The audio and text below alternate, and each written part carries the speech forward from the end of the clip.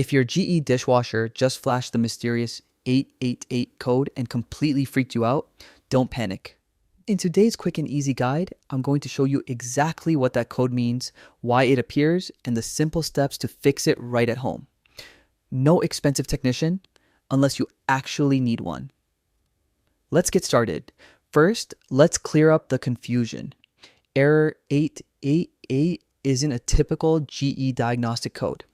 Most of the time, it pops up after a power surge, a reset glitch, or a loose wiring connection, usually at the flow meter or air gap area. So don't worry, this is usually not a sign of a major failure. Now, let's jump into the fix.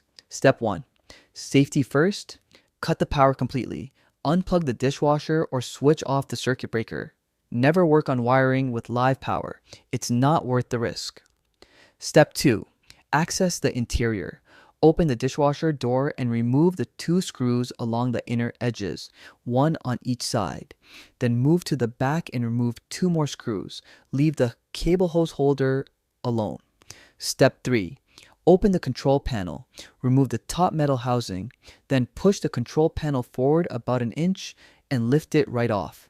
Next, unscrew the 2 side screws on the housing. The edges here can be sharp, so handle everything carefully. Step 4.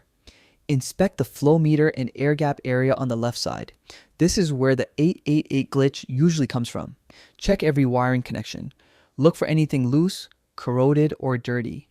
Clean the contacts gently, and if any part looks damaged or unresponsive, replacement is the best move.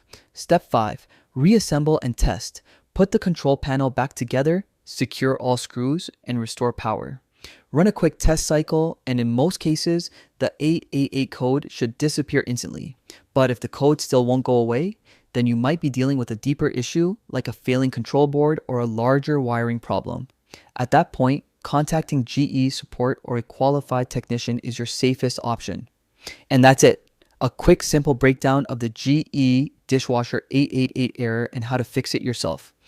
If this guide helped you out, make sure to like the video and subscribe for more easy home repair tips. Thanks for watching, and I'll see you in the next one.